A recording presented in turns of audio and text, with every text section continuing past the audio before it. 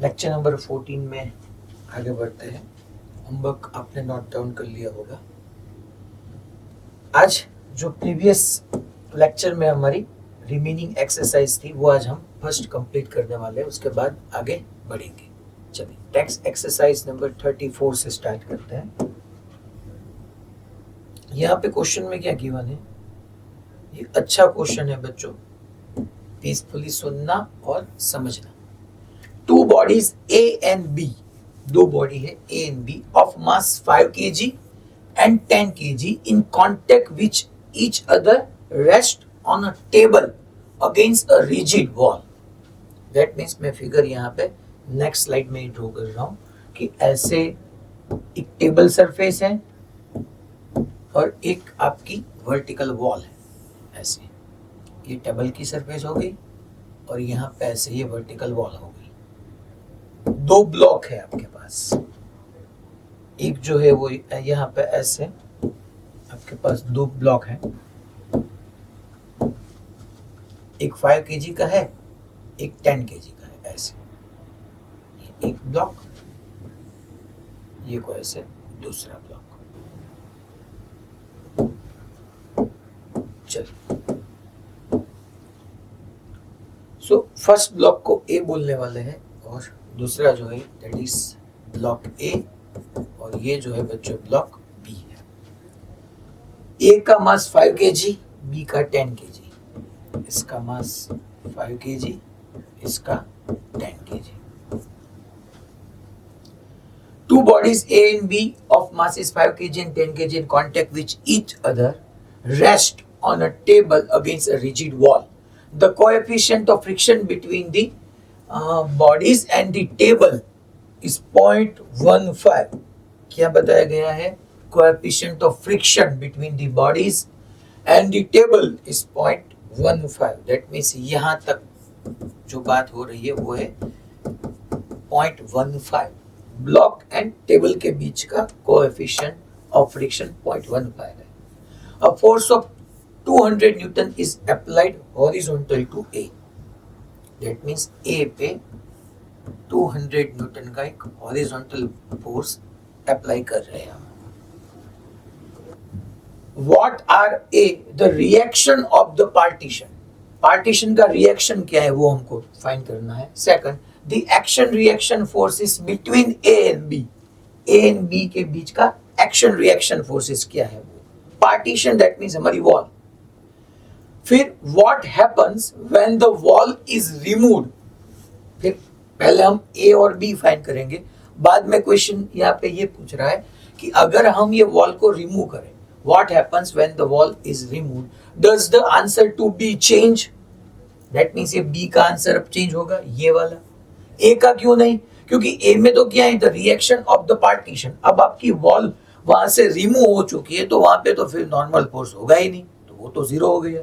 इसलिए सिर्फ यहाँ पे does the answer to be change when the bodies are in motion. That means अगर ये वॉल को हम रिमूव कर रहे हैं तो बॉडी मोशन में है, वो पक्की बात है। Ignore the difference between mu S and mu के। दैट मीन्स म्यू ही हमारा सब कुछ है। जब ब्लॉक या बॉडी स्टेशनरी है तब भी म्यू है और जब वो चलने लगेगी तब भी म्यू के की जगह हमको उसको म्यू ही ट्रीट करना है। चलिए तो यहाँ पे हम देखते हैं ए। तो ए पे हॉरिजॉन्टल फोर्स 200 न्यूटन होगा। पहले हमको बच्चों यहाँ पे ए का अगर एफबीडी ड्रॉ करना हो, सर एफबीडी क्यों? एफबीडी ऑफ ए आप डायरेक्ट भी कर सकते हैं। तो ए को मैं एज अ पॉइंट चार्ज या सॉरी पॉइंट की तरह ट्रीट करता हूं। ये हमारा पॉइंट हुआ ए 5 kg का, उस पे हॉरिजॉन्टल फोर्स 200 न्यूटन राइटवर्ड है। अब देखो बच्चों सरफेस रफ है, मेरी बात सुनना यहाँ पे कि आपने ए पे 200 न्यूटन फोर्स एक्सर्ट किया है, तो ए बॉडी टेबल की रिस्पेक्ट में आगे बढ़ना चाहिए। तो वहां पे बच्चों आपकी सरफेस रफ होने की वजह से आपका रिलेटिव मोशन का ओपोज होगा, सो फ्रिक्शन वहां पे डेवलप होगा। और वो फ्रिक्शन यहाँ पे तो स्टेशनरी है तो वो होगा बच्चों एफएस मैक्स 1, क्योंकि स्टैटिक फ्रिक्शन का तो कोई फॉर्मूला है नहीं। आपके पास जो फॉर्मूला है वो एफएस मैक्स का है या एफ के का है। यहाँ पे मोशन तो हो ही नहीं सकता क्योंकि यहाँ पे अभी वॉल है ये, तो अभी मोशन तो हो नहीं रहा, तो काइनेटिक फ्रिक्शन होगा नहीं, मैक्सिमम स्टैटिक फ्रिक्शन होगा। बच्चों यहाँ पे पहले मैं ए पे 200 न्यूटन हॉरिजॉन्टल फोर्स एग्जर्ट करूंगा, तो उसकी वजह से ये ब्लॉक टेबल की रिस्पेक्ट में आगे बढ़ना चाहेगा, दैट्स व्हाई पहले हमारे पास एफएस मैक्स होगा। मगर आपका 200 न्यूटन फोर्स एफएस मैक्स से बढ़िया है, ज्यादा है, इसलिए ये स्लाइटली मूव करेगा और स्लाइटली मूव होके ए बी को पुश करेगा और बी सामने ए को पुश करेगा। वहां पे आपको जो है पुशिंग फोर्स मिलने वाला है। यहाँ ए ने बी को पुश किया, बी ने ए को पुश किया, that is N1 N1। Sir फिर से देखो, मैं यहाँ पे क्या बता रहा हूं, मैं ये आपको बता रहा हूं यहाँ पे कि पहले 200 न्यूटन हॉरिजॉन्टल फोर्स एग्जर्ट करने के बाद फर्स्ट कौन आएगा, एफएस मैक्स या N1? पहले एफएस मैक्स आएगा। जब आपका एक्सटर्नल फोर्स एफएस मैक्स से बढ़ जाएगा तब ये ए ब्लॉक बी को पुश करेगा और बी ए को पुश करेगा। देखते चलिए, हम एफएस मैक्स 1 भी फाइंड करके देख ही लेते हैं। यहाँ पे एफएस मैक्स 1 कितना है, that is mu N. Sir N या N1? यहाँ पे देखिए बच्चों, डाउनवर्ड आपका 5G होगा, तो यहाँ पे अपर जो होगा that is N only. So mu कितना है 0.15, एन कितना होगा 5 इंटू जी, दैट मीन्स 10। तो यहाँ पे बच्चों 1.5 इंटू 5 दैट मीन्स 7.5 न्यूटन। बच्चों आपका हॉरिजॉन्टल फोर्स 200 न्यूटन है और उसके सामने जो मैक्सिमम स्टैटिक फ्रिक्शन है या लिमिटिंग फ्रिक्शन है वो सिर्फ 7.5 न्यूटन है। दैट मीन्स आपका ए ब्लॉक ग्राउंड जो आपका टेबल है वो टेबल की रिस्पेक्ट में ट्रैवल करेगा, तब जाके ए बी को पुश करेगा, बी ए को पुश करेगा। तो यहां पे 200 न्यूटन जो आपने फोर्स एक्सर्ट किया है, तो पहले बच्चों लेफ्ट वर्ड में आपका एफएस मैक्स 1 मिलेगा आपको, एफएस मैक्स 1, और ए का मैं यहाँ पे बच्चों एफबीडी ड्रॉ कर रहा हूं। तो ए पे एफबीडी में आपको मालूम है ऑन द बॉडीज जो फोर्स एक्सर्ट हो रहे हैं वो शो करना है। सो N1 यहाँ पे लेफ्ट वर्ड चला गया, तो ये N1। ओके, अब क्या ये आगे ट्रैवल कर रहा है? नहीं कर रहा है। तो ट्रैवल नहीं कर रहा है तो rightward force is equal to leftward force. Rightward है 200 न्यूटन, लेफ्ट वर्ड है FS max of 1 plus N1। FS max of 1 कितना हमको मिला, दैट इज 7.5 ओनली, 7.5। तो यहाँ पे मैं पहले ऐसे लिख डालता हूँ, that is 7.5 plus N1। So N1 यहाँ से आपको मिल जाएगा, N1 that is the action reaction between A and B, that is 192.5 Newton. एक आपको आंसर मिल गया। चलिए अब मैं यहाँ पे डिस्कशन करने वाला हूं B के लिए। सो FBD ऑफ B। पहले आप B को एज अ पॉइंट ट्रीट करो। चलिए ये B है, ये 10 kg का है, ये B। ओके, B पे बच्चों राइटवर्ड आपका नॉर्मल फोर्स N1 एक्सर्ट हो रहा है। N1 की वैल्यू 192.5 न्यूटन है। तो ये B ब्लॉक टेबल की रिस्पेक्ट में फॉरवर्ड जाना चाहेगा, तो सरफेस रफ होने की वजह से वहां पे फ्रिक्शन फोर्स लगेगा। एफएस मैक्स 2 कितना है, एफएस मैक्स 1 जो है वो ए एंड टेबल की टॉप के बिटवीन था, जो एफएस मैक्स 2 है वो बी एंड टेबल की टॉप के रिस्पेक्ट में होगा। FS max 2 is equal to mu N 0.15। N कितना है बच्चों 10 G, G is equal to 10। तो यहाँ पे क्या हमको मिलने वाला है, देखिए इज इक्वल टू ये सिंपल बच्चों 100 कैंसिल हो जाएगा, 15 न्यूटन। कौन सी डायरेक्शन में, इस डायरेक्शन, ऐसे यहाँ पे आपको मिलने वाला है एफएस मैक्स 2। चलिए, तो आपका एक्सटर्नल जो N1 है वो 192.5 न्यूटन है, और एफएस मैक्स 2 है वो 15 न्यूटन है, तो डेफिनेटली बच्चों आपका एक्सटर्नल फोर्स ज्यादा हुआ। तो यहाँ पे F2 मैक्स आपको ऐसे मिला, एफएस मैक्स 2 ऐसे मिला। दैट मीन्स बी भी स्लाइटली राइटवर्ड ट्रैवल करेगा टेबल की रिस्पेक्ट में, तो बी वॉल को पुश करेगा और वॉल बी को पुश करेंगे। तो यहाँ पे ये पुशिंग फोर्स N2 आपको मिल गया। यहाँ पे एक बात देखना, मैं यहाँ पे आपको डिस्कस कर रहा हूं कि यहाँ पे बच्चों डाउनवर्ड 10G होगा और अपवर्ड N डैश होगा। तो यहाँ पे आपको N डैश और N dash is equal to 10G, वो मालूम है आपको। तो यहाँ पे इस डायरेक्शन में ऐसे N2 आपको मिल गया, क्योंकि बी पे राइटवर्ड है 192.5 न्यूटन और लेफ्टवर्ड फ्रिक्शन है सिर्फ 15। तो ये ब्लॉक स्लाइटली आगे ट्रैवल करेगा। सो पहले स्टैटिक फ्रिक्शन आएगा, उसके बाद एक दूसरे को पुश करेंगे, ए बी को करेगा, बी वॉल को करेंगे, तो वॉल बी को पुश करेंगे, तो उसके अकॉर्डिंग N2 आपको मिल जाएगा। यहाँ पे भी क्या मोशन है? मोशन नहीं है। So rightward force is equal to leftward force. Rightward है N1, लेफ्टवर्ड है बच्चों FS max 2 plus N2। N1 कितना है? N1 है 192.5। एफएस मैक्स 2 कितना हमने फाइंड किया है? That is 15। So plus N2, यहाँ से आपको N2 मिल जाएगा, दैट इज 177.5 न्यूटन। ये आपको N2 मिल गया बच्चों। So action reaction wall and B के बीच का और ए एंड बी के बिटवीन, वो हमको मिल गया। तो जो हमारा ये पार्ट था ना ए और बी, ये बच्चों अब खत्म हो चुका है। अब क्या है? What happens when the wall is removed. तो मैं यहां पे लिखूंगा when wall is removed, when wall is removed. तो क्या होने वाला है बच्चों? ये दोनों ब्लॉक साथ में मूव करेंगे। मैं यहाँ पे पहले ऐसा एज्यूम कर रहा हूं, देखिए कि ये कोई ए ब्लॉक, ये बी, और दोनों साथ में मूव कर रहे हैं।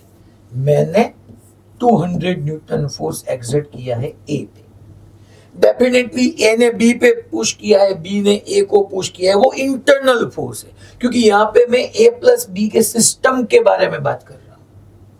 यहाँ पे देखिए, यहाँ पे आपको मिलेगा एफएस मैक्स 1, यहाँ पे आपको मिलेगा एफएस मैक्स 2, यहाँ पे एफएस मैक्स 1, ऐसे एफएस मैक्स 2, ये दोनों आपको मिलेंगे। N1 में शो नहीं करना चाहता, क्यों? क्योंकि वो ए और बी के लिए इंटरनल फोर्सेस है। अब वॉल है नहीं तो N2 अपने आप 0 हो गया। अब देखिए ना बच्चों, 200 न्यूटन राइटवर्ड है, एफएस मैक्स 1 कितना है? 7.5। एफएस मैक्स 2 कितना है? 15।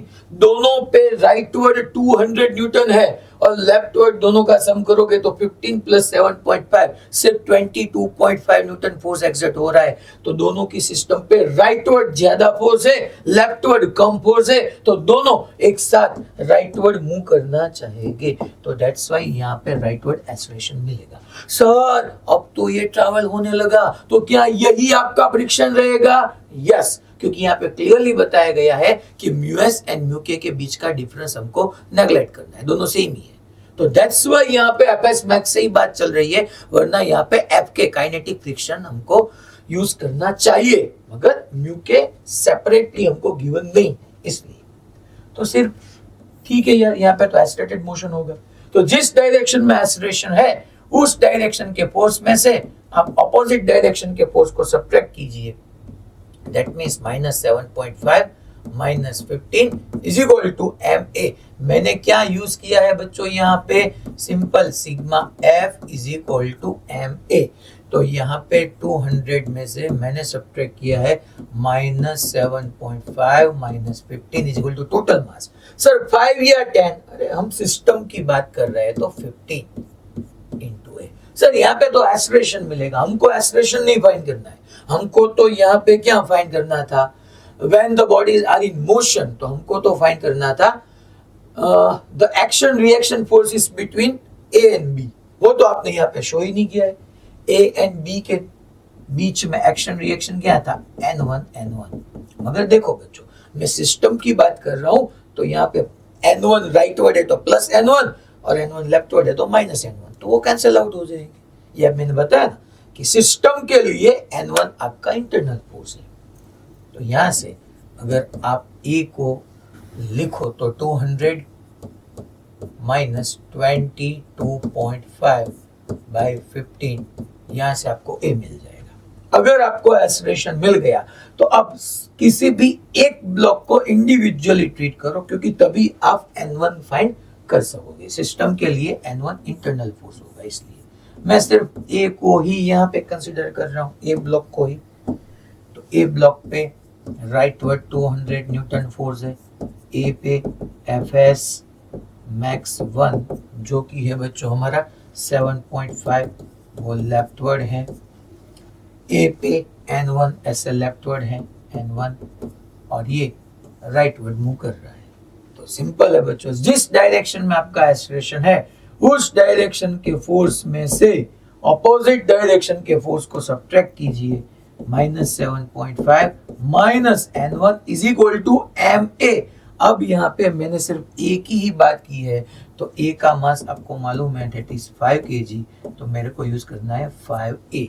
यहाँ से जो A आपको मिला इसको वैल्यू यहाँ पे पुट कीजिए, आपको यहाँ पे N1 मिल जाएगा। अब मैंने यहाँ पे A के साथ डील किया है, आप B को लेकर भी ये क्वेश्चन कर सकते हो। क्लियर सबको?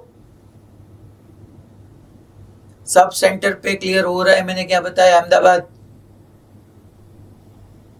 Okay fine. भुज? ओके। हरिया? Okay fine. डबोली? Monarch Surat? Okay. Modasa? Surendranagar? Surat SUV? Bhayli? Valsad? Okay. तो फिर आपको यहाँ पे सिर्फ वैल्यू पुट करनी है एक्सेलरेशन की, आंसर मिल जाएगा। तो ये अच्छा क्वेश्चन था बच्चों, एडवांस में भी आपके सामने ऐसी सिचुएशन आ सकती है। ये इसका सॉल्यूशन है। हमने G की जगह 10 ही पुट किया, उसने 9.8 है। सो आंसर स्लाइटली वेरी कर जाएंगे, क्योंकि जब भी कुछ गिवन नहीं होता तब हम G is equal to 9.8 consider करने वाले हैं। मैं फिर से आपको ये बात रिमाइंडर दे रहा हूं कि टैक्स एक्सरसाइज 36 आपको कंपलसरी करनी है। मैंने ये डिस्कस किया था जब हमारा मकर संक्रांति का वैकेशन खत्म होने के बाद जो नेक्स्ट लेक्चर था, उसमें ही हमने ये क्वेश्चन डिस्कस कर लिया है। आप एक बार देख लेना। चलिए, टैक्स एक्सरसाइज नंबर 35, ये भी बढ़िया क्वेश्चन है। देखो, a block of mass 15 kg okay is place on a long trolley. चलिए, मैं यहाँ पे पहले ऐसे लॉन्ग ट्रॉली कंसीडर कर रहा हूं। ऐसा कोई लॉन्ग ट्रॉली है और ट्रॉली पे कोई ब्लॉक है, ऐसा कोई ब्लॉक है।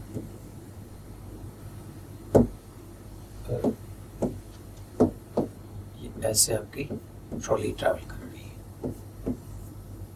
ये कितने का है? 15 kg का ब्लॉक है। इस place on a long trolley, the coefficient of static friction, बच्चों म्यूएस है, the coefficient of static friction between the block and the trolley, ये दोनों के बीच बात हो रही है, block and trolley, that is mu s is equal to 0.15, sorry 18। यहाँ पे जो mu s है that is 0.18।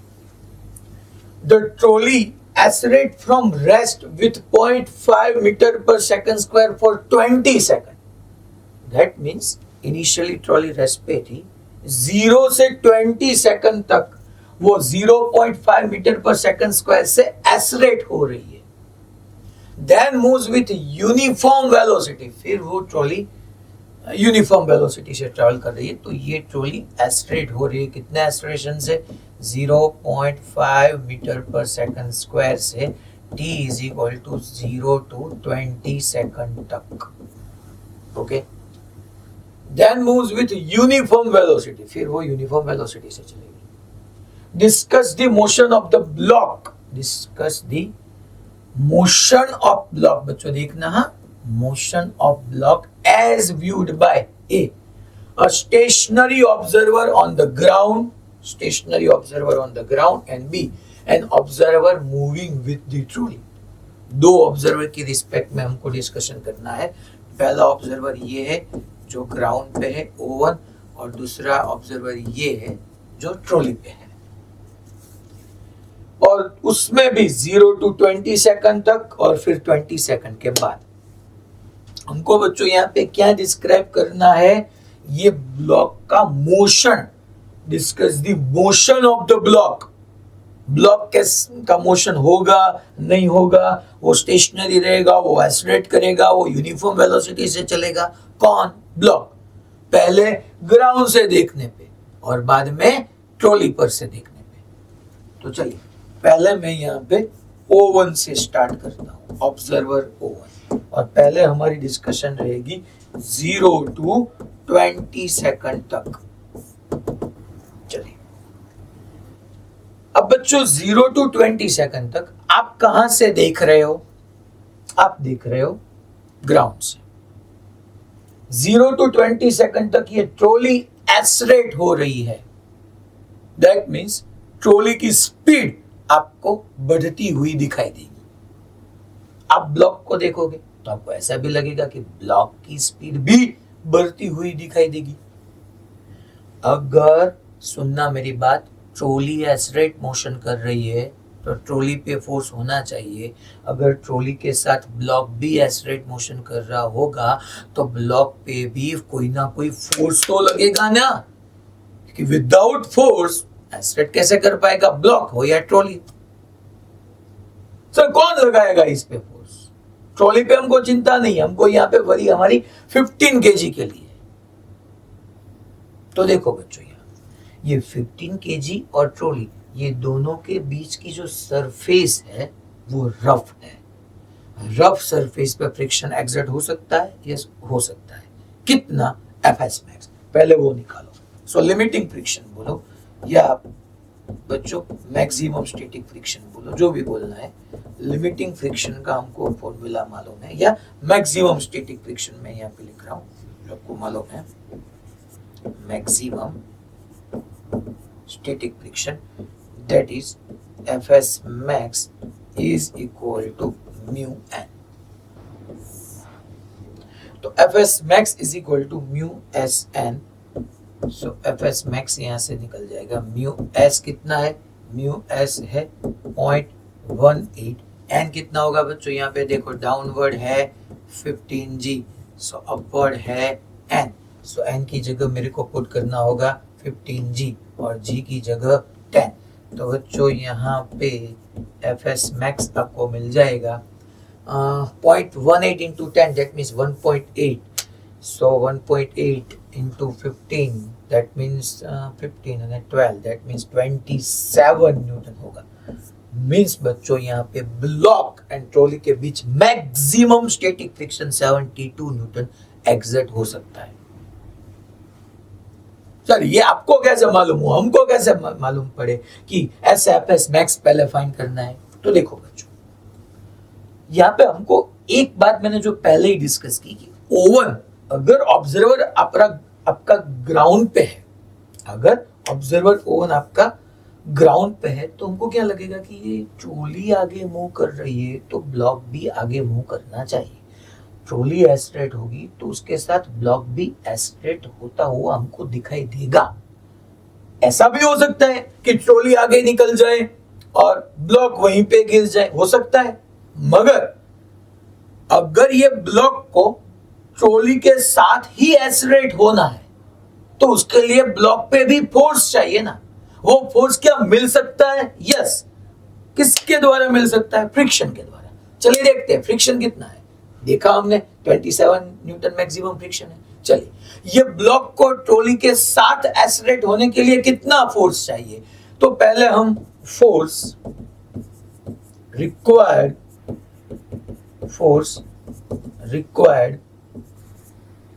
To move with trolley देखते हैं हम यहाँ पे ये ब्लॉक को, force required to block move with pulley या ट्रॉली। तो बेसिकली फोर्स का तो फॉर्मूला हमको मालूम ही है, अब लिखना नहीं मेरे साथ, यहां से F is equal to ma। Okay, that means कितना फोर्स चाहिए? फोर्स का सिंपल फॉर्मूला है मास इनटू एक्सेलरेशन। चलिए, मास कितना है? 15। कितना एक्सेलरेशन से चलना चाहिए? So F is equal to ma, mass है 15, एक्सेलरेशन कितना है? 0.5। तो यहाँ पे आप देखो 7.5 न्यूटन फोर्स चाहिए।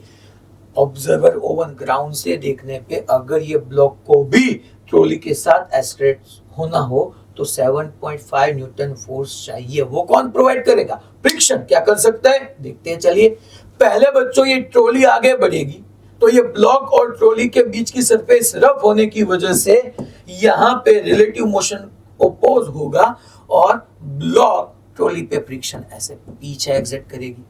अगर ब्लॉक ने ट्रॉली पे पीछे फ्रिक्शन फोर्स एग्जिट किया तो ट्रॉली ब्लॉक पे आगे फ्रिक्शन फोर्स एग्जिट करेगी।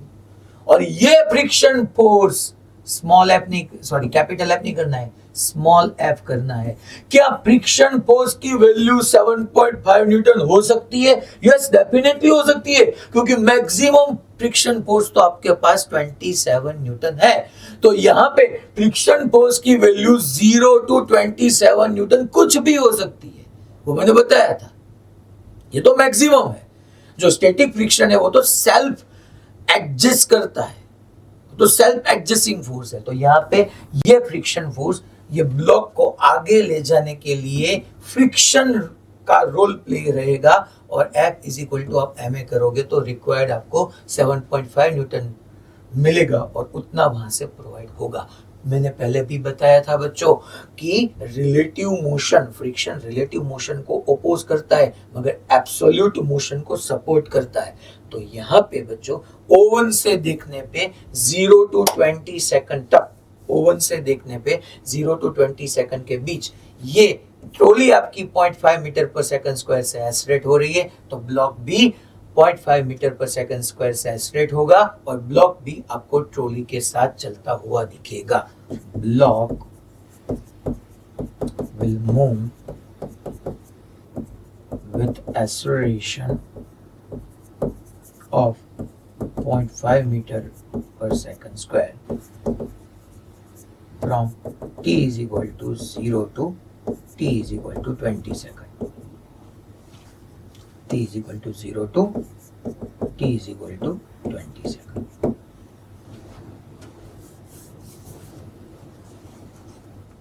साथ ही चलता दिखेगा। कहां से? ओवन से। सर आफ्टर 20 सेकंड क्या होगा? चलिए देखते हैं। After 20 second, after 20 second trolley में क्या था? The trolley accelerate from rest with 0.5 metre per second square 20 second and then moves with uniform velocity. अब ट्रॉली यूनिफॉर्म वेलोसिटी से चल रही है, तो बच्चों अगर ट्रॉली यूनिफॉर्म वेलोसिटी से चल रही है तो ब्लॉक भी वही यूनिफॉर्म वेलोसिटी से चलेगा ना। क्यों सर? क्यों? क्योंकि अब बच्चों एक्सटर्नल फोर्स ही नहीं है ना, अब ट्रॉली यूनिफॉर्म वेलोसिटी से चल रही है, एक्सेलरेशन 0 है, फोर्स 0 है। अगर फोर्स 0 होगा तो सरफेस रफ होगी, फिर भी आपका फ्रिक्शन 0 होगा। और यहाँ पे बच्चों ये ट्रॉली है, देखो आफ्टर 20 सेकंड भी मैं यहाँ पे डिस्क्राइब कर रहा हूँ जो भी हमने डिस्कशन किया है कि ये ट्रॉली है। ऐसे बच्चों वो 20 सेकंड के बाद यूनिफॉर्म वेलोसिटी से चल रही है, किसी v वेलोसिटी से, और वो बच्चों आपकी यूनिफॉर्म वेलोसिटी है, तो ब्लॉक भी आपका यूनिफॉर्म वेलोसिटी से ही चलना चाहिए, क्योंकि तभी हम बता सकते हैं कि यहाँ पे अगर ये ब्लॉक का ट्रॉली के रिस्पेक्ट में आप रिलेटिव वेलोसिटी देखिए तो vb माइनस vt होगी और वो 0 होना चाहिए। क्यों सर? क्योंकि ट्रॉली यूनिफॉर्म वेलोसिटी से, दैट मीन्स ट्रॉली का acceleration zero, that means trolley पे कोई फोर्स नहीं है, दैट मीन्स ब्लॉक पे भी फोर्स नहीं होना चाहिए, क्योंकि सरफेस रफ होने की वजह से फ्रिक्शन नहीं मिलता। फ्रिक्शन तब मिलता है जब एक्सटर्नल फोर्स होता है। यहाँ पे ये यूनिफॉर्म वेलोसिटी से चलेगा तो ब्लॉक भी यूनिफॉर्म वेलोसिटी से चलेगा, दोनों के बीच कोई रिलेटिव मोशन नहीं है तो फ्रिक्शन फोर्स नहीं है बच्चों। That means after 20 second block will travel with uniform velocity. Block will travel with uniform velocity. चलिए, ये बच्चों O1 से बात हुई। अब हमारा डिस्कशन O2 से रहेगा। O2 कहां पे है? चलिए यहाँ पे मैं हेडिंग O2, अब हमारा ऑब्जर्वेशन जो है वो O2 से कहां पे है? वो बच्चों है आपकी ट्रॉली पे। ट्रॉली क्या कर रही है? 0 to 20 सेकंड तक एक्सेलरेटेड मोशन कर रही है। दैट मींस O2 कहां पे है? एक्सेलरेटेड रेफरेंस फ्रेम में, that means non inertial reference frame में। और जब भी observation non initial reference frame से होगा वहां पे बच्चों सूडो फोर्स आपको एक्सर्ट करना चाहिए। सो 0 to 20 सेकंड के लिए चलिए हम यहां से देखते हैं। तो बच्चों अगर आप जिस रेफरेंस फ्रेम में हैं वो राइटवर्ड एक्सेलरेट हो रही है तो सूडो फोर्स एक्सर्ट होगा लेफ्टवर्ड। तो यहाँ पे सूडो फोर्स जो होगा Fp, that is mass into acceleration. अगर आप सूडो फोर्स यहाँ पे फाइंड करोगे तो आपको मिलेगा मास कितना है बच्चों? 50, और एक्सेलरेशन आपका कितना है? 0.5। दैट मींस बच्चों 7.5 न्यूटन का सूडो फोर्स एक्सर्ट होगा। ये जो ये एम किया तो 7.5 न्यूटन। दैट मींस बच्चों आपके रिस्पेक्ट में ये ब्लॉक ट्रॉली के रिस्पेक्ट में लेफ्टवर्ड सूडो फोर्स एक्सर्ट हो रहा है, तो ये ब्लॉक लेफ्टवर्ड जाना चाहेगा तो ये पुली उस पे फ्रिक्शन ऐसे राइटवर्ड एक्सर्ट करेगी। और फ्रिक्शन की मैक्सिमम वैल्यू कितनी है? 727 न्यूटन। यहाँ पे लेफ्टवर्ड सूडो फोर्स कितना एक्सर्ट हो रहा है? 7.5, तो फ्रिक्शन भी कितना होगा? 7.5। दैट मींस ये ब्लॉक कैसा रहेगा? स्टेशनरी। तो O2 को तो ये ब्लॉक स्टेशनरी लगता हुआ दिखाई देगा। क्यों? क्योंकि O2 को सिर्फ 15 kg पे 7.5 न्यूटन लेफ्टवर्ड फोर्स एक्सर्ट होगा, ऐसा वो सोचेगा।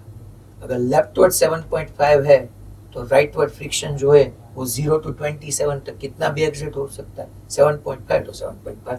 दैट मींस O2 के लिए 0 to 20 सेकंड के लिए अगर बात करें, 0 to 20 सेकंड के लिए, so block at rest, block उसको रेस्ट पे देगी। और फिर बच्चों आफ्टर 20 सेकंड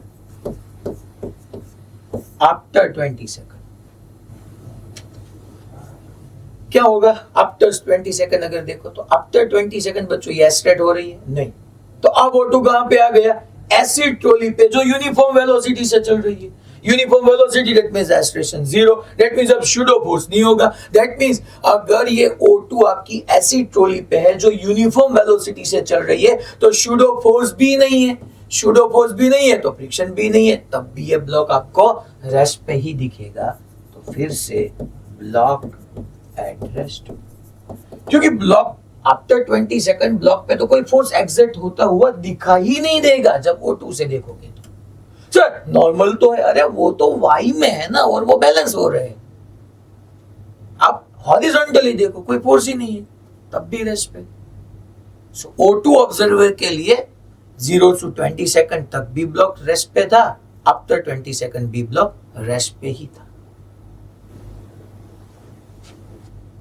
क्लियर हो रहा है सबको? पक्का श्योर? वडोदरा भाईली। चलिए मैं एक जगह से क्वेश्चन राइज करता हूं, मुझे एक्सप्लेन करना है मैंने क्या यहाँ पे डिस्क्राइब किया क्वेश्चन को। मुझे देखना है कितने बच्चों ने पीसफुली सुना है मेरी बात को। अब बहुत सारे हेड डाउन हो रहे हैं। चलिए जी, मोडासा, आप GCA मोडासा, आप वहां से ऑडियो ऑन कीजिए।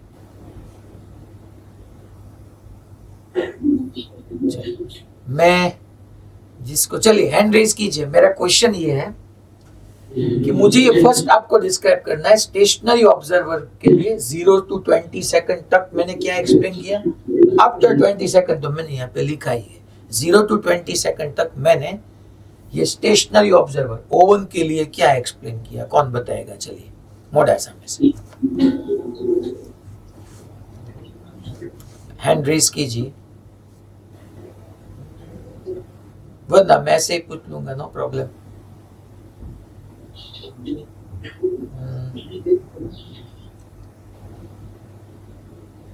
चलिए, गर्ल्स में जो बीच की लाइन में सेकंड बैच पहना बहन, जिसने ब्लैक स्वेटर या जैकेट पहना हुआ है, आप बताइए। चलिए आगे आ जाइए, आपका वहां से वॉइस यहां तक नहीं आएगा।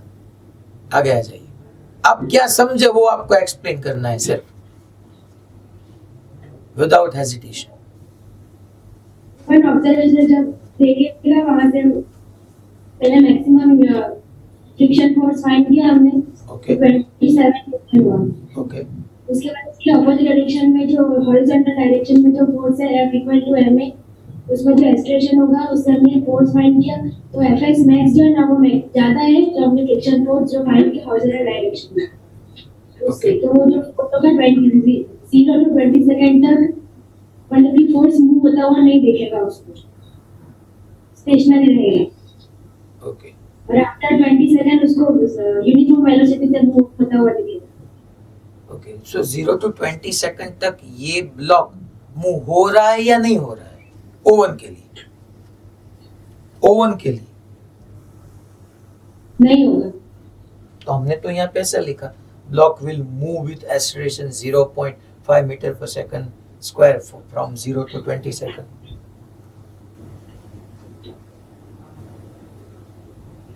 आपने बताया नहीं होगा, यहाँ पे तो हमने तो ऐसा लिखा है कि होगा। ब्लॉक मूव नहीं होगा with respect to trolley, trolley की रिस्पेक्ट में ब्लॉक मूव नहीं होगा, मगर ओवन की रिस्पेक्ट में तो ये ब्लॉक आगे जाएगा ना। समझ रहे हो मेरी बात को? क्या बताया मैंने लास्ट में?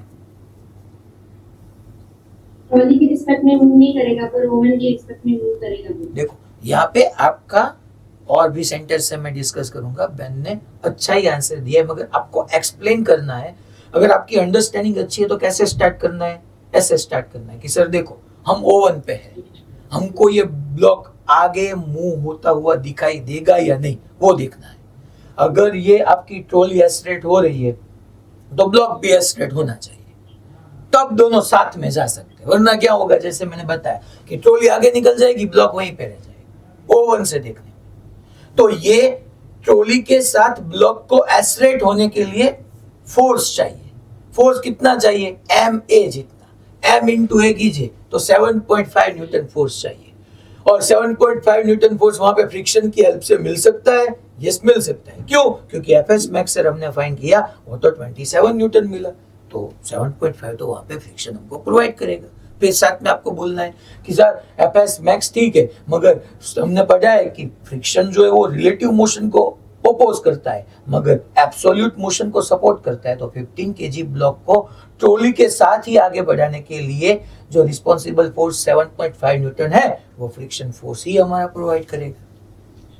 तो ओवन से देखने पे वो हमको मूव करता हुआ दिखेगा एक्सेलरेशन के साथ।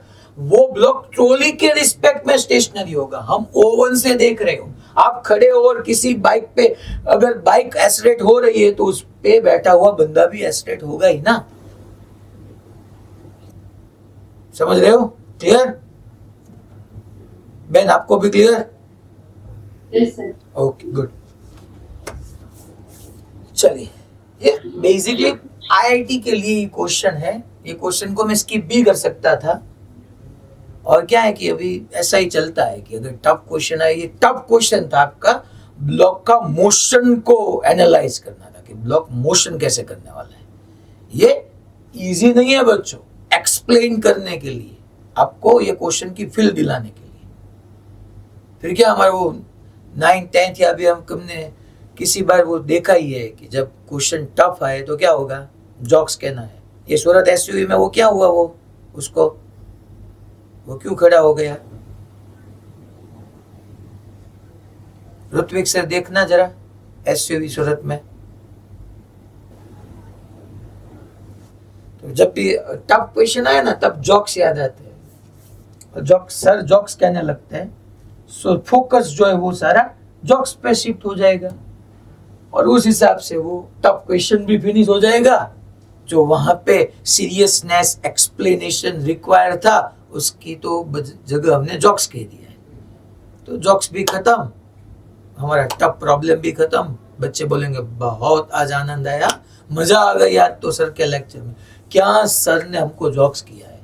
मगर उसके लिए थोड़ी ना हम यहाँ पे, जो टफ क्वेश्चन है, टफ कॉन्सेप्ट है, उसको भी आप कितनी इजीली समझ सकते हो, एक्सप्लेन कर सकते हो। टीचर का काम तो वही है ना कि आप उसको एक्सप्लेन या विजुअलाइज कैसे कर सकते हो। मगर ठीक है, अब चलता है और YouTube पे तो वही चलता है, शायरी बोलनी है, ऐसे ही तो कितने स्टार्टअप आगे आ गए देखिए आप, क्योंकि सीरियस कंटेंट यह नीड है। आगे वही आएगा सीरियस कंटेंट जो होगा, जिसमें पढ़ाने के बारे में हम डिस्कस करेंगे, ना कि जॉक्स।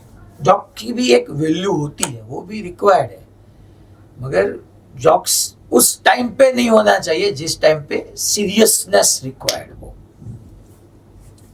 चलिए, text illustration number 1। An astronaut accidentally gets separated out of his small spaceship accelerating in interstellar space at a constant rate of 100 metre per second square. कोई बच्चों ऐसा कोई रॉकेट है और जो रॉकेट है वो एक्सेलरेट हो रहा है 100 मीटर पर सेकंड स्क्वायर से, और astronaut accidentally get separated out of his spaceship. उस स्पेसशिप से बेसिकली, चलिए मैं यहाँ पे स्पेसशिप लिखता हूँ, ऐसे कोई स्पेसशिप है और वो स्पेसशिप से कोई जो एस्ट्रोनॉट है वो एक्सीडेंटली उससे सेपरेट हो रहा है, ये एस्ट्रोनॉट है बेसिकली। जो स्पेसशिप था वो यूनिफॉर्म एक्सेलरेटेड मोशन कर रहा था 100 मीटर पर सेकंड स्क्वायर से। What is the acceleration of astronaut the instant after he is outside the spaceship? जब वो स्पेसशिप से बाहर है उस टाइम पे ही एस्ट्रोनॉट का एक्सेलरेशन हमको बताना है। Assume that there are no nearby star to exert gravitational force on him। चलिए, अब यहाँ पे ये क्वेश्चन में ये जो ब्रैकेट है, ब्रैकेट में ये बताया गया है कि हमको एज्यूम करना है कि एस्ट्रोनॉट के साइड ऐसा कोई हैवी स्टार नहीं है, कोई स्टार ही नहीं है, हैवी तो दूर की बात है, कोई स्टार ही नहीं है। No nearby star to exert gravitational force on him. तो दो ही यहाँ पे बॉडी हुई, एक एस्ट्रोनॉट और एक स्पेसशिप।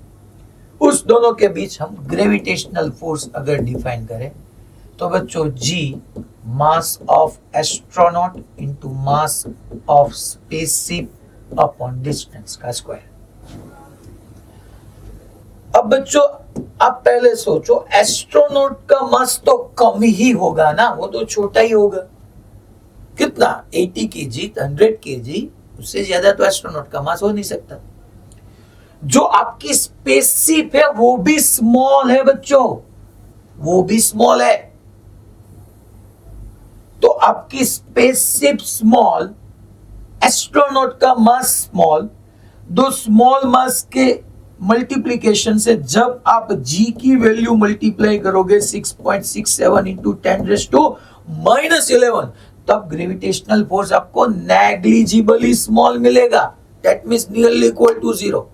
दैट मीन्स ये एस्ट्रोनॉट का एक्सेलरेशन 0 होगा। हमने पहले भी डिस्कस किया था कि जब भी आपको ग्रेविटेशनल फोर्स को इफेक्टिव ग्रेविटेशनल फोर्स कंसीडर करना है तब दो बॉडी में से किसी एक बॉडी का मास ज्यादा होना चाहिए, जैसे अर्थ और पेन। ये पेन को मैं यहाँ से रिलीज करूंगा तो पेन का मास कम है मगर अर्थ का ज्यादा है ना, तो उसकी वजह से यहाँ पे ये पेन पे फोर्स आपको लगता हुआ फील होगा। मगर यहाँ पे स्पेसशिप और एस्ट्रोनॉट दो ही चीजें हैं, दोनों का मास काउंट करेंगे तो वहां जी से मल्टीप्लाई करोगे तो ये टर्म आपको नियरली इक्वल टू 0 होगी। इस वजह से एस्ट्रोनॉट का जस्ट आफ्टर सेपरेट उसका एस्ट्रेशन 0 होगा। और सर और कोई सन मून मार्स उस पे फोर्स एक्सर्ट नहीं कर सकता, वो तो गिवन है ना। Assume that there are no nearby star to exert gravitational force on him. So इस पे सिर्फ एक ही ग्रेविटेशनल फोर्स एक्सर्ट हो सकता है, दैट इज बाय स्पेसशिप। और उस फॉर्मूला में स्पेसशिप भी स्मॉल है, ये भी स्मॉल ही है, एस्ट्रोनॉट का मास तो नेग्लिजिबली स्मॉल। ठीक है, ओके फाइन। चलिए टेक्स्ट एक्सरसाइज 9, ये क्वेश्चन देखना। A rocket with a lift off, अच्छा जो प्रीवियस क्वेश्चन था इसमें बहुत सारे बच्चे ऐसी गलती कर देते हैं कि सर ये तो स्पेसशिप कहाँ पे होगा सर, जो अर्थ है उसके बाहर, दैट मीन्स वैक्यूम में, तो स्पेस में सर ग्रेविटेशनल फोर्स एक्सर्ट नहीं होता है। ऐसा नहीं है, ग्रेविटेशनल फोर्स हर जगह पे एक्सर्ट होता है, सिर्फ कंडीशन ये है कि m1 m2 में से किसी एक बॉडी का मास एक्सट्रीमली हाई होना चाहिए, तब वो g की वैल्यू को कंपनसेट कर सकेगा। चलिए रॉकेट है, a rocket with a lift of mass 20,000 kg is blasted upward with an acceleration of 5 metre per second square. ऐसा कोई रॉकेट है बच्चों, सॉल्यूशन देखते हैं। ऐसा कोई रॉकेट है और वो अपवर्ड एक्सेलरेट हो रहा है, कितने एक्सेलरेशन से, 5 मीटर पर सेकंड स्क्वायर से। A rocket with a lift of mass 20,000 kg blasted upward with an initial acceleration of this. Calculate the initial thrust force of the blast. बच्चों इसका मास कितना है, 20,000 kg, तो डाउनवर्ड mg लगेगा। जब ये blast होगा तो रॉकेट जो है वो उसकी कंबशन प्रोडक्ट है उसको पुश करेगा, और कंबशन प्रोडक्ट रॉकेट को अपवर्ड पुश करेगा, तो लिफ्टिंग फोर्स यहाँ पे अपवर्ड आ जाएगा। और सिंपल बात, जिस डायरेक्शन में एक्सेलरेशन है उस डायरेक्शन के फोर्स में से ऑपोजिट डायरेक्शन के फोर्स को सब्ट्रैक्ट कीजिए आप, वही फंडा sigma F is equal to M A. So बच्चों F lift minus M G is equal to M A लिखना है आपको। यहाँ पे लिफ्ट फोर्स फाइंड करना है, that is M into G plus A. M है दैट इज 20,000, जी 10 आप कंसिडर करो यहाँ पे जो कि गिवन ही है, और ए है बच्चों 5। सो 20,000 इंटू 15 करोगे आपको आंसर न्यूटन में मिल जाएगा। सेम क्वेश्चन बच्चों डेटा चेंज करके जेई 2003 में आया था, सेम क्वेश्चन, सिर्फ डेटा ही चेंज किया है, मास और ये एक्सेलरेशन। चलिए टॉपिक 9 एंड 13 का 60 नंबर का क्वेश्चन जो जेई 2005 का पीवाईक्यू भी है। अब ये देखना पहले से, सॉल्यूशन स्टार्ट करते हैं। A parachutist after bailing out falls 50 meter without friction. That means वो जब जंप कर रहा है तो उसने 50 मीटर डिस्टेंस ट्रैवल किया है without friction. When parachute opens, it decelerates या retarded at 2 meter per second square. He reaches the ground with a speed of 3 meter per second. Okay. At what height did he bail out? That means ऐसा कोई बच्चों ये parachutist है, उसके पास ऐसा कोई parachute है अभी और उसने जंप किया, उसकी इनिशियल वेलोसिटी 0। जब वो उसने बताया ना बेलिंग आउट, तो इनिशियल वेलोसिटी वाई डायरेक्शन में 0 थी। उसने 50 मीटर डिस्टेंस ट्रैवल किया, ये हाइट हमको ऑलरेडी गिवन है बच्चों, उसने 50 मीटर डिस्टेंस ट्रैवल किया है विदाउट फ्रिक्शन, दैट मींस ये फ्री फॉल का केस हुआ ना, 50 मीटर तक उसने फ्री फॉल किया। फिर 50 मीटर डिस्टेंस ट्रैवल करने के बाद वो पैराशूटिस्ट ने अपना पैराशूट को ओपन किया, तब क्या होगा बच्चों, फिर वो रिटार्ड करने लगा, a is equal to -2 metre per second square से वो डाउनवर्ड बच्चों रिटार्ड करने लगा, दैट्स राइट, देखिए रिटार्ड। और वो जब ग्राउंड पे पहुंचा तब उसकी वेलोसिटी थी बच्चों 3 metre per second with speed of 3 metre per second. तो अगर ये हाइट मेरे को मालूम पड़ जाए तो ये हाइट प्लस 50 मीटर करूंगा तो वो at what height did he bail out, मुझे टोटल मिल जाएगा। सिंपल बात है, इसमें कोई टफ क्वेश्चन है ही नहीं। मगर अब देखना मेरी बात कि होगा क्या बच्चों, जब ये पैराशूट ओपन करेगा ना तब उसका वेट mg तो डाउनवर्ड लगेगा ही, मगर वो पैराशूट के साथ जो एयर पार्टिकल्स है वो उसके साथ कोलाइड करेगा और वहां से आपका वेट फ्रिक्शन डेवलप होगा, विस्कस फोर्स। जब ये पैराशूट क्लोज था तो एयर पार्टिकल पैराशूट के साथ कोलाइड नहीं कर रहा था, तो वहां पे फ्रिक्शन नहीं था, उसने सिर्फ फ्री फॉल किया है। मगर जब पैराशूट ओपन होगा तो जो नियर बाय एयर पार्टिकल है वो सब पैराशूट के साथ बच्चों कोलाइड करेगा और यहाँ पे इस डायरेक्शन में ऐसे कोई फोर्स एक्सर्ट होगा। This is the force exert by air particle on parachute, और ये फोर्स ज्यादा होगा वेट की वजह से, दैट्स व्हाई वो रिटार्ड करेगा, दैट्स व्हाई डेसरेशन मिला आपको। क्लियर सबको ये बात? पक्का? Okay fine. तो ये हाइट मुझे पता करनी है, एक्सीलरेशन मेरा कांस्टेंट है, फाइनल वेलोसिटी है, टाइम के बारे में कुछ बताया नहीं गया है, तो सिंपल है ना बच्चों। इस मोशन के लिए यहाँ पे मैं A बोल रहा हूं, ये पॉइंट को B बोल रहा हूं, ये पॉइंट को C बोल रहा हूं, तो B to C मैं यूनिफॉर्म एक्सेलरेटेड मोशन का फॉर्मूला यूज करूंगा बच्चों, v square minus v0 square is equal to 2ad। Final velocity 3 है, 3 स्क्वायर 9 माइनस इनिशियल वेलोसिटी कितनी है बच्चों, सर वो तो नहीं है, तो सोचो यार, A to B जो फाइनल रहेगी वो B to C के लिए इनिशियल रहेगी, नो प्रॉब्लम। तो यहाँ पे डिस्कशन चलेगा A to B के लिए, same formula, that is final velocity v dash square minus initial 0 is equal to 2ad, v dash square is equal to 2। Acceleration कितना होगा, अरे डाउनवर्ड है तो आप डाउनवर्ड g को 10 लीजिए, जहां से आपने फ्री फॉल किया है वहां से अपवर्ड पॉजिटिव और डाउनवर्ड आप नेगेटिव शो करोगे तो एक्सीलरेशन -10 होगा और आपका डिस्प्लेसमेंट -50 मिलेगा आपको। तो यहाँ पे v dash स्क्वायर आपको मिल रहा है 1000, तो उसकी वैल्यू A to B की जो फाइनल वेलोसिटी है वो B to C के लिए इनिशियल है, दैट इज v डैश, यहाँ पे बच्चों v डैश थी, तो v डैश स्क्वायर कितना है 1000 इज इक्वल टू 2, A की जगह -2 इंटू h, तो यहाँ पे आपको मिल जाएगा बच्चों h। चलिए h is equal to minus minus plus, यहाँ पे होगा 991, 9 माइनस 1000 वही होगा ना बच्चों।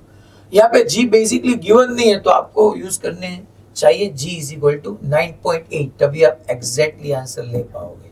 सो -8 अगर मैं यहाँ पे यूज करूंगा तो ये होगा 980, तो यहाँ पे भी मिलेगा 980, 9 माइनस 980 होगा 971/4, आपको h मिल जाएगा।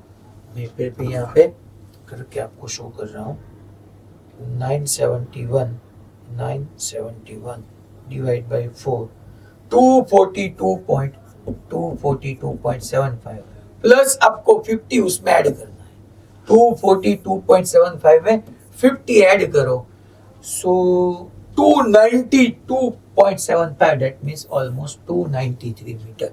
दिल्ली, ये आपका करेक्ट आंसर होगा, दिल्ली। पहले उसने फ्री फॉल किया है फिर रिटार्डेड मोशन किया है।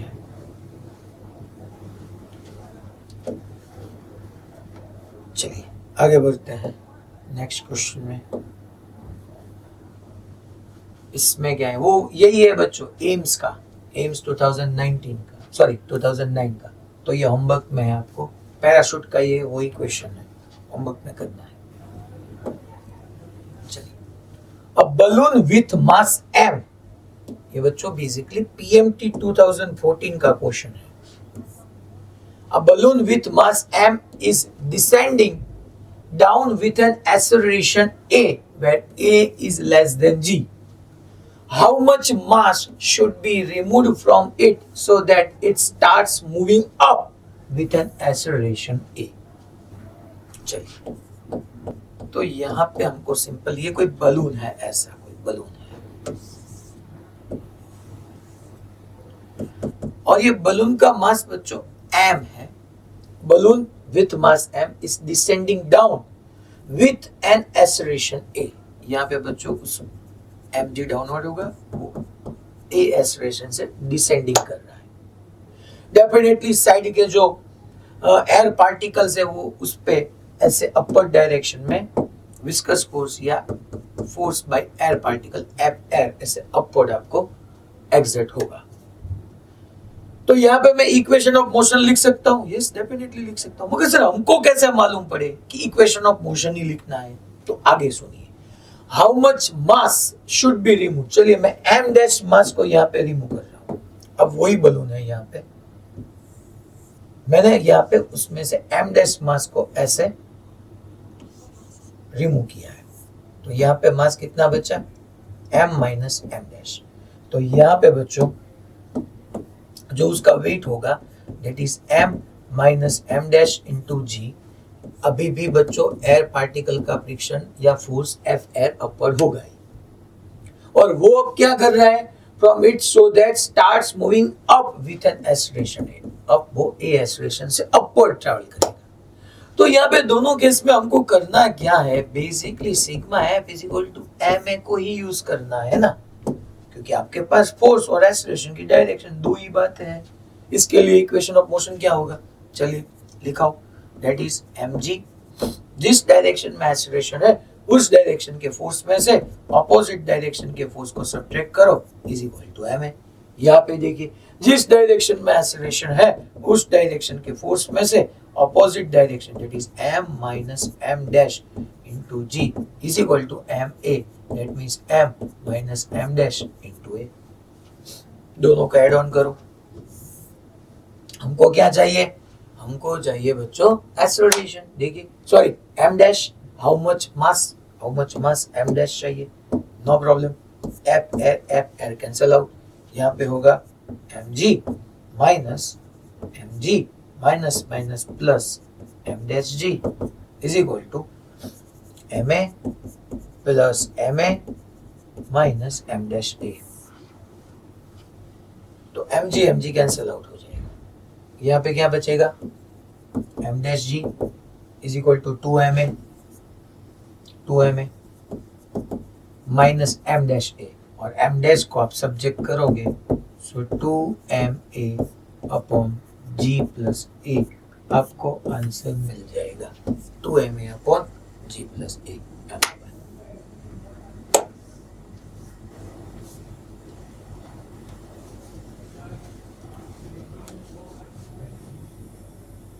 सर एसयूवी में क्या है कि बच्चे को पढ़ना ही नहीं है, तो उसको क्वेश्चन पूछने से कोई फायदा ही नहीं है। एसयूवी आप अनम्यूट करो तो।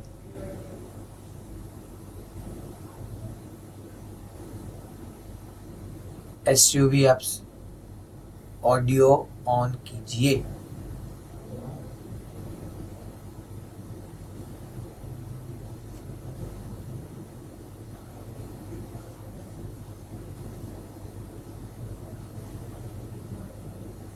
आपको पढ़ना है या पढ़ना ही नहीं है?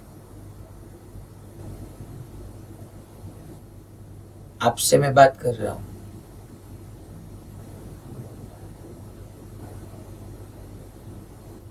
ऋत्विक सर एक काम कीजिए, उसको अभी रिमूव कर दीजिए लेक्चर में से। Okay sir. ये 74 नंबर का क्वेश्चन था, ठीक है। चलिए, ये बच्चों जेई 2014 का ये PYQ है, ये भी अच्छा क्वेश्चन है। जेई 2014 का क्वेश्चन देखो आप, a block of mass m is placed on a surface with a vertical cross section given by y is equal to x cube by 6। बच्चों ये फॉर्मूला हमको गिवन है, जो वर्टिकल क्रॉस सेक्शन है ना उसका शेप कैसा है वो डिफाइन करने के लिए ये हमको फॉर्मूला गिवन है, that is y is equal to x cube by 6। और वहां पे ब्लॉक प्लेस है, block of mass m is placed on a surface with vertical cross section given by y is equal to x cubed by 6 if the coefficient of friction is 0.5, coefficient of friction is 0.5, the maximum height above the ground at which the block can be placed without slipping is। बच्चों यहाँ पे कौन सा case है, without slipping, कौन सी height तक ये block without sleeping करके रह सकता है। तो सर ये पहला तो यही हमको मालूम नहीं है कि क्वेश्चन क्या बता रहा है, vertical cross section means what.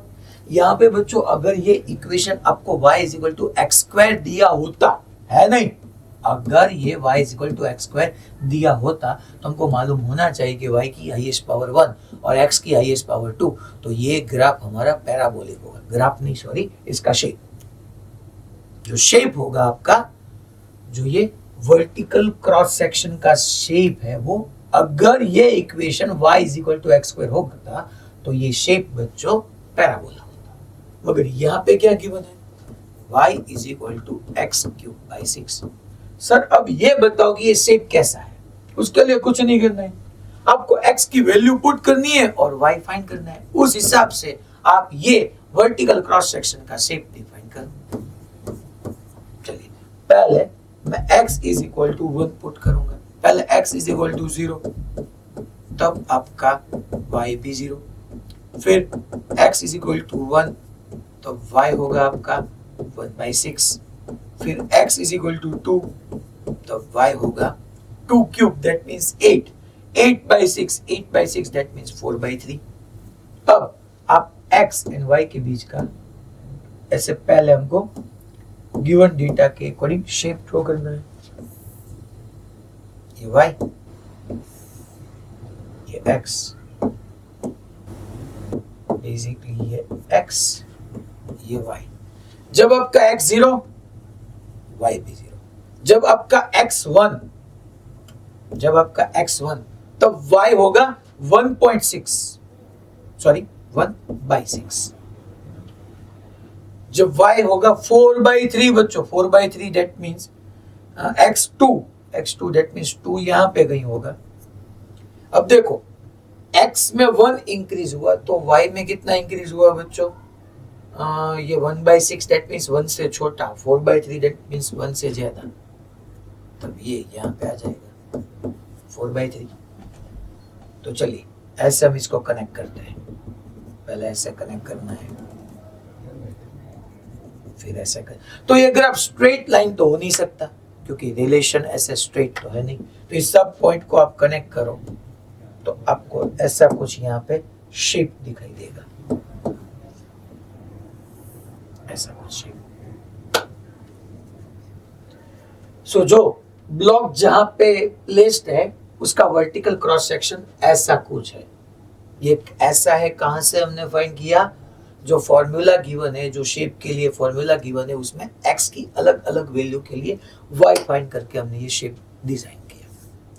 अभी यहाँ पे कोई m मास का ब्लॉक ऐसे हमने प्लेस किया हुआ है, ऐसे कोई m मास का ब्लॉक यहाँ पे है।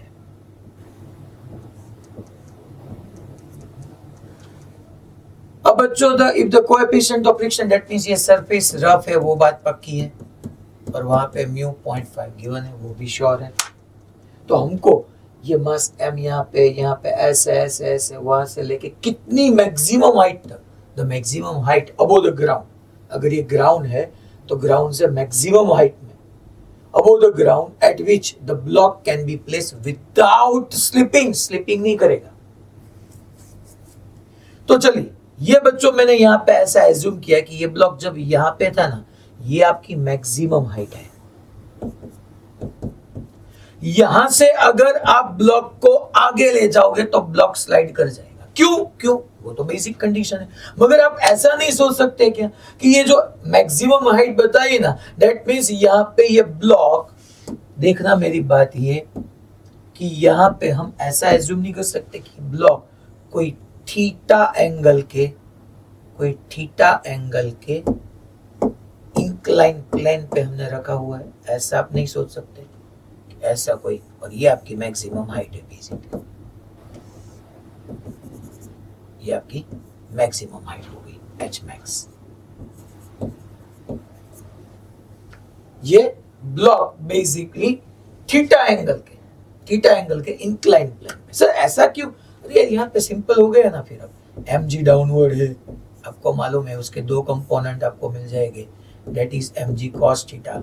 मैं साइड में फिर से यहाँ पे ड्रॉ कर रहा हूँ कि बेसिक सिचुएशन ये है कि हमने यहाँ पे ये कंडीशन सोची है कि थीटा एंगल के किसी इंक्लाइन प्लेन पे आपका m मास का ब्लॉक है, ये बच्चों mg है, तो आपको मालूम है कि ये होगा mg cos थीटा, ये होगा बच्चों mg sin थीटा, यहाँ पे बच्चों होगा नॉर्मल।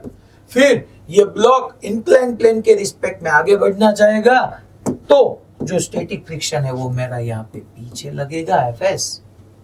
अगर ये मूव नहीं कर रहा है, मुझे वो हाइट बतानी है जब वो स्लाइड ना करे, स्लिप ना करे, तो ये Fs की वैल्यू Fs मैक्स होनी चाहिए। तो यहाँ पे mg के दो कंपोनेंट मैंने शो किए, mg की mg cos थीटा, यहाँ पे बच्चों ऐसे mg sin थीटा, तो यहाँ पे आपको मिल जाएगा Fs मैक्स। और यहाँ पे हमको स्लिपिंग नहीं होने देनी है, इसलिए विदाउट स्लीपिंग अगर देखना हो, विदाउट स्लीपिंग जो यहाँ पे हमने उसने कंडीशन गिवन है, तो विदाउट स्लीपिंग के लिए बच्चों सिंपल है ना, downward force is equal to upward force, that means mg sin theta is equal to fs max, और fs max is equal to mu S N. और n आपको मालूम है बच्चों, n इज इक्वल टू क्या लिखना है, that is mg cos theta, mg cancel out, so sin theta upon cos theta, that means tan theta is equal to mu S. Sir ये तो हमने कंडीशन पढ़ी हुई थी, यस करेक्ट है, ये आपको डायरेक्ट मालूम होनी चाहिए कि थीटा एंगल का अगर रफ इंक्लाइन प्लेन है और विदाउट स्लिपिंग का केस है तो sir definitely tan theta is equal to mu S होना चाहिए। इसने हमको बताया था एंगल ऑफ रिपोज, हमने नेम भी दिया था ऐसी कंडीशन को। आपको डायरेक्ट ये शो करना है क्योंकि अभी जो जनवरी 2026 में जेई की शिफ्ट आ रही उसमें पेपर मॉडरेट इजी टफ वो अलग बात है मगर लेंथी है, तो वहां पे ये दो स्टेप क्यों करना है, आपको डायरेक्ट कंडीशन लिखनी है tan theta is equal to mu S, क्योंकि ये अब कोई थीटा एंगल का इंक्लाइन प्लेन हो गया जहां पे ब्लॉक स्लीपिंग कंडीशन में है।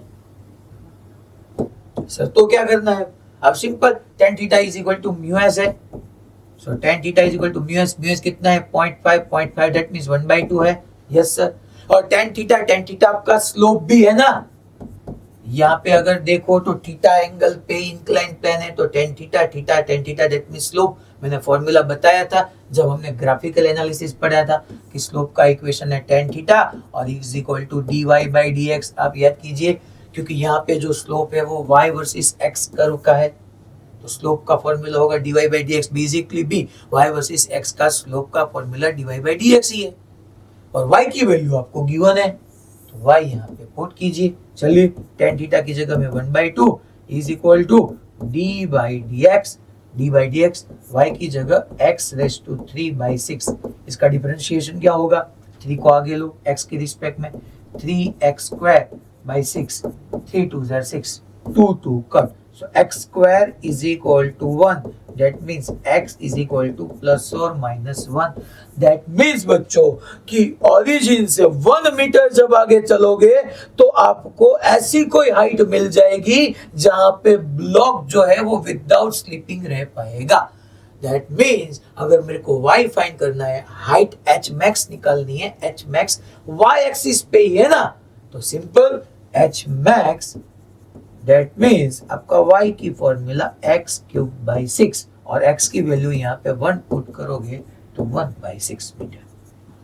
दैट मीन्स आंसर होगा आपका चेन्नई 1/6।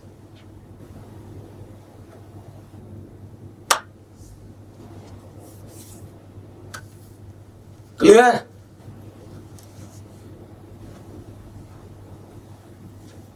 Okay fine. So H max is equal to यहाँ पे ऐसे Y.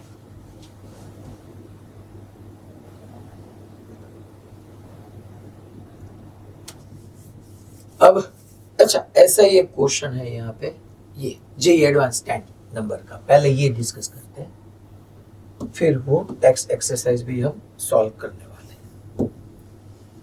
An insect crawls up a hemispherical surface very slowly. देखिए यहाँ पे ऐसा कोई हेमिस्फेरिकल सरफेस है आपके पास, ऐसा ये हेमिस्फेरिकल सरफेस है और उसमें कोई इंसेक्ट है, वो स्लोली स्लोली क्रॉल कर रहा है। The coefficient of friction between the insect and the surface is 1/3।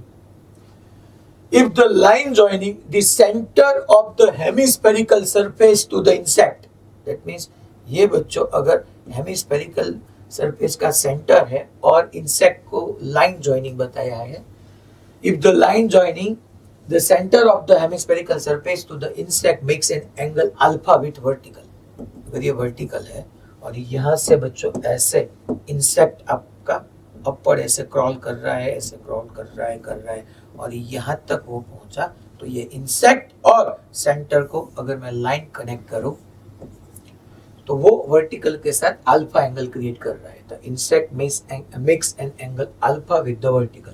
The maximum possible value of alpha is given by, alpha की मैक्सिमम वैल्यू बतानी है, नो प्रॉब्लम। चलिए हमको ये अल्फा की मैक्सिमम वैल्यू फाइंड करनी है। तो बच्चों यहाँ पे भी क्या होगा, ये जब क्रॉल करेगा तो mg डाउनवर्ड होगा। इसके भी दो कंपोनेंट आ सकते हैं। सर इसके क्यों?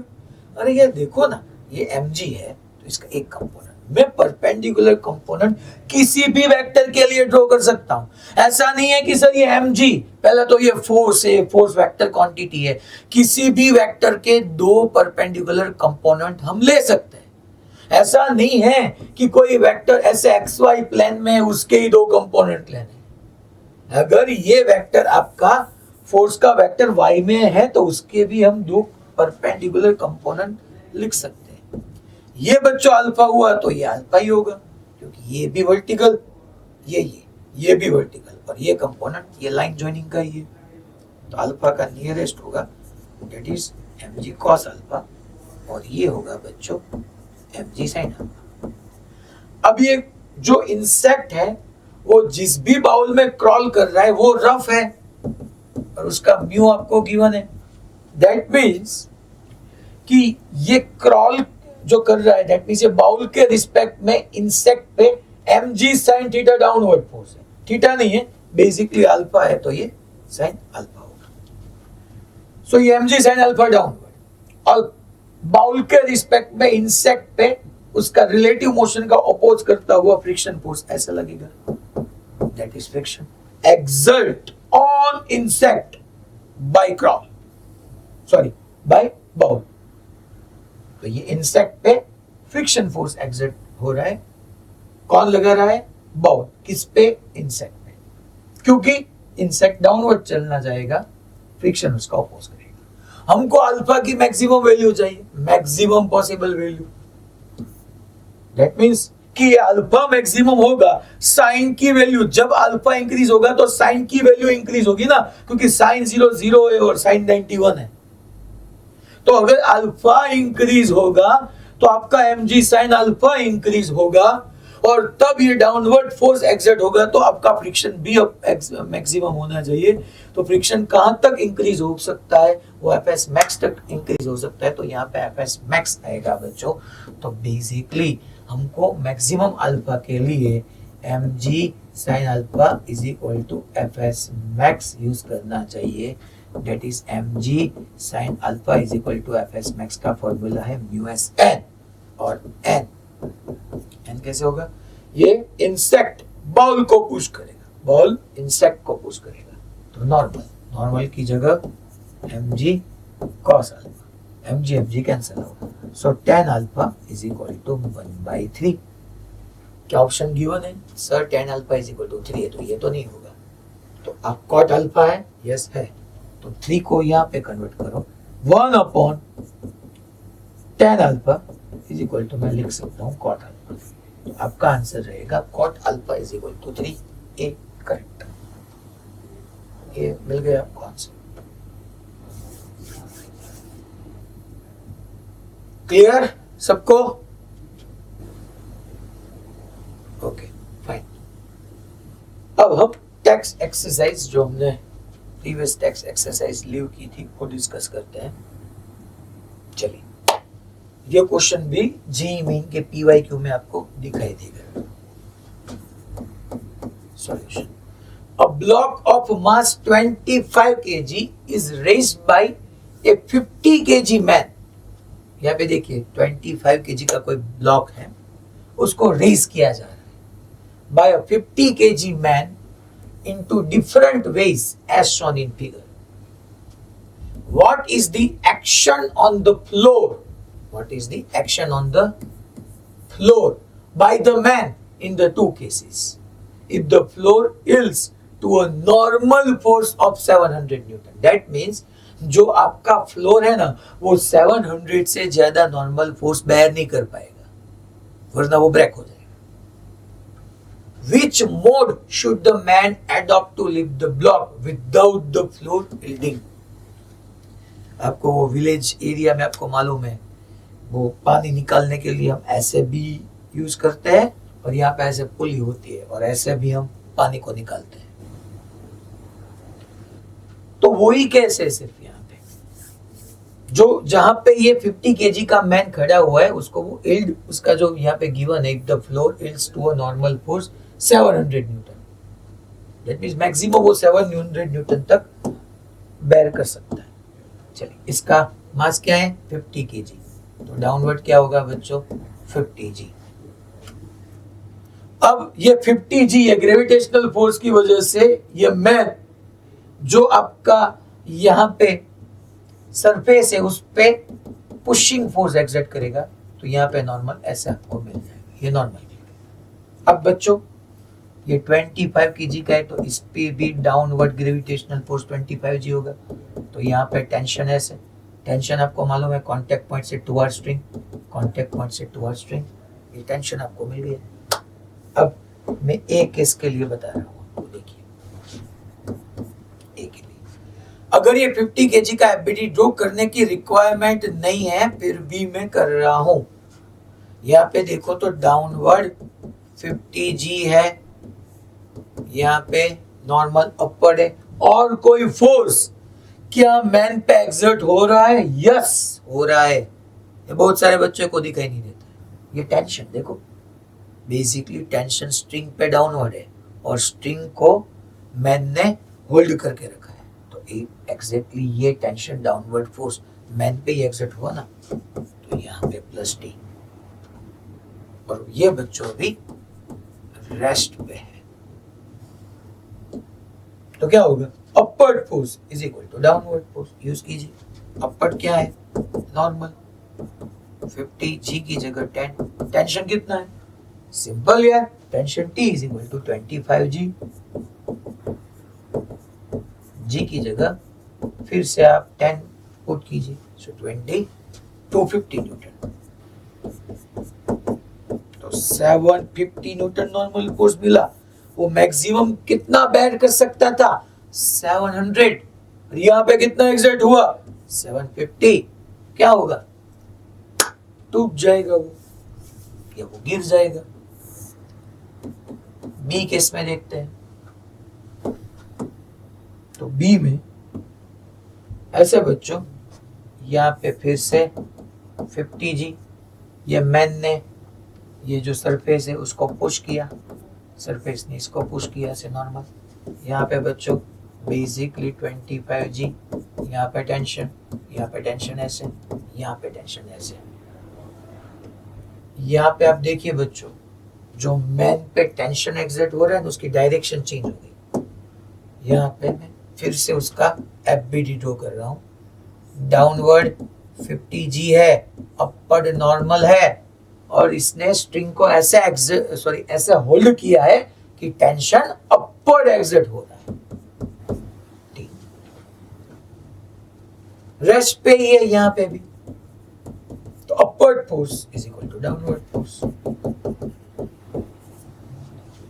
सर टी की जगह 25, तो यहाँ पे 500 माइनस 25 इंटू 0, दैट मीन्स 250, तो नॉर्मल होगा आपका 250, तो ये सही रहेगा। मगर बच्चों यहाँ पे देखो, सबको क्लियर? मगर एक बात मैं यहाँ पे ऐड ऑन करना चाहूंगा। अब किसी को ये क्वेश्चन राइज नहीं होगा डेफिनेटली कि सर आपने t is equal to 25G कैसे लिया? दोनों केस में आप 25 kg वाले ब्लॉक को तो अपवर्ड मूव कराने वाले हो ना, दैट मीन्स इसका एक्सेलरेशन तो अपवर्ड आना चाहिए ना। तो उस हिसाब से तो सर जिस डायरेक्शन में एक्सेलरेशन हो उस डायरेक्शन के फोर्स में से ऑपोजिट डायरेक्शन के फोर्स को सब्ट्रैक्ट करो इज इक्वल टू 25, ये लिखना चाहिए। मगर क्या इसका बोला गया है कि ये ब्लॉक को हमको अपवर्ड एक्सेलरेट करना है? नहीं बोला गया है, एक्सेलरेशन है नहीं, तो ये आपको नहीं यहाँ पे। तो सर क्या करना है? यहाँ पे मैं एज्यूम कर रहा हूं कि ये ब्लॉक अभी या तो रेस्ट पे है या हम इसको स्लोली स्लोली ऐसे अपवर्ड लेके चल रहे हैं, स्लोली स्लोली, ऐसे भी very slowly.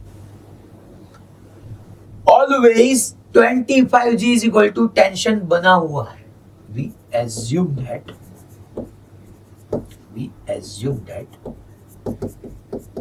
Block at rest, your block will move slowly, that means always upward force is equal to downward force है।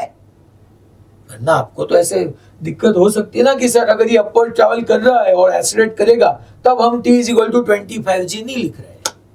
यहाँ पे एक्सेलरेशन गिवन नहीं है, दैट मीन्स हमको उसको या तो अपवर्ड एक्सेलरेट कराना नहीं है या उसको अगर अपवर्ड शिफ्ट भी करना है तो स्लोली स्लोली करना है, ताकि always t is equal to 25G बना रहे।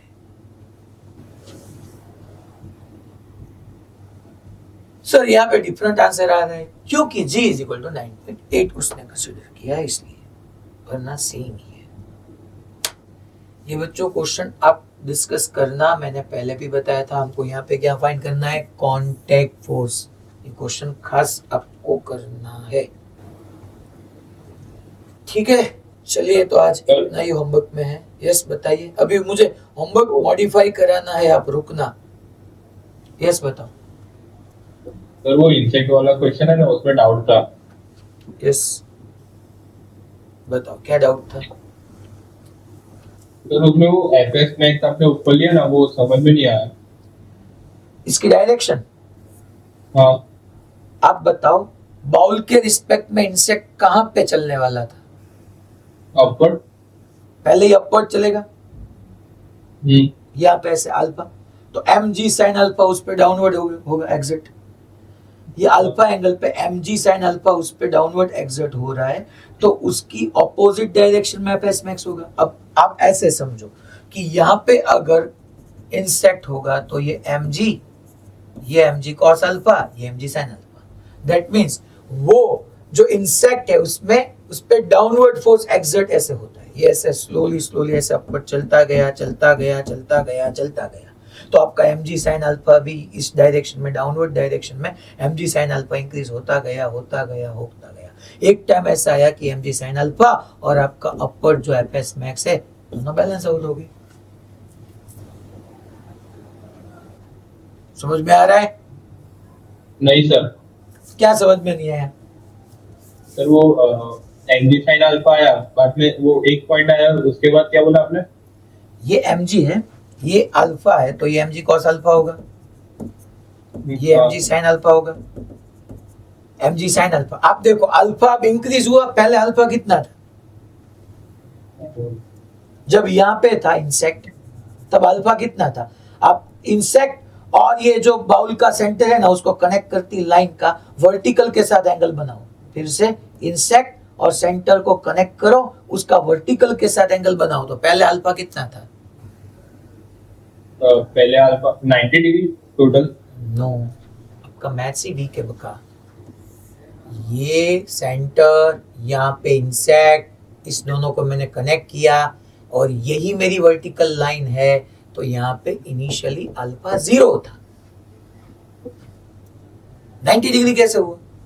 अल्फा किसके बीच है वो मालूम हुआ? बताओ तो किसके बीच है? वो हॉरिजॉन्टल सॉरी वर्टिकल लाइन दो उसके बीच में।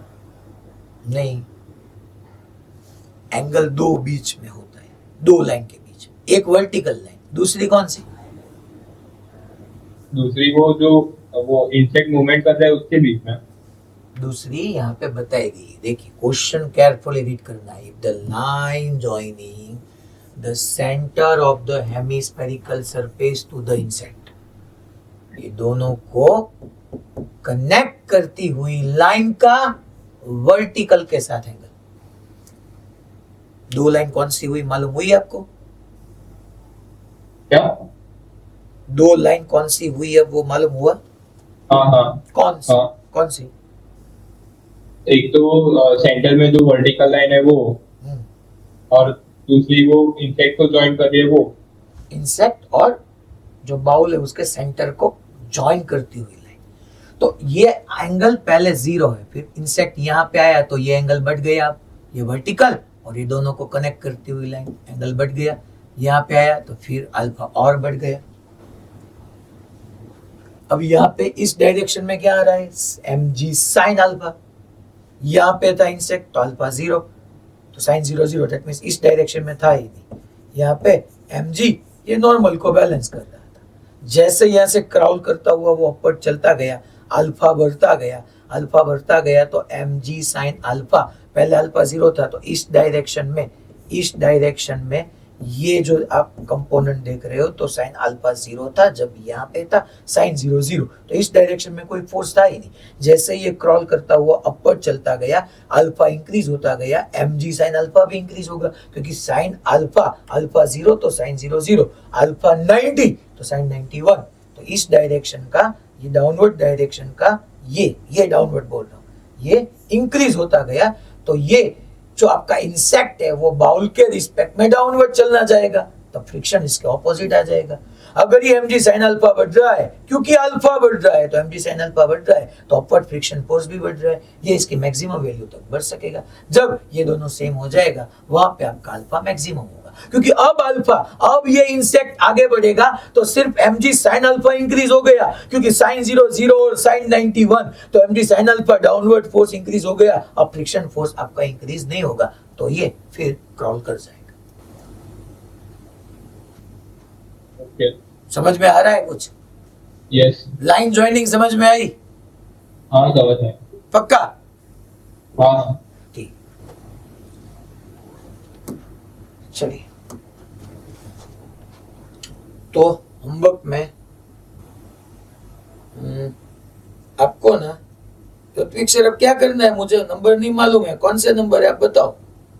आपने स्लाइड रिमूव कर दी, होमवर्क में से रिमूव नहीं किया।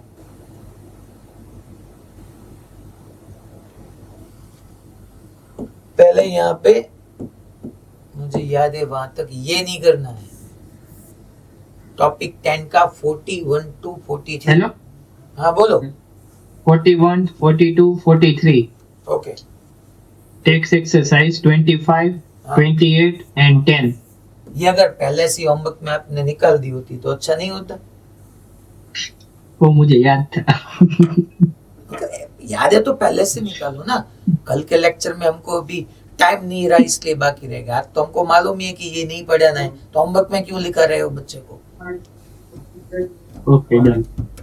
ठीक है, चलिए नेक्स्ट लेक्चर में आगे बढ़ते हैं।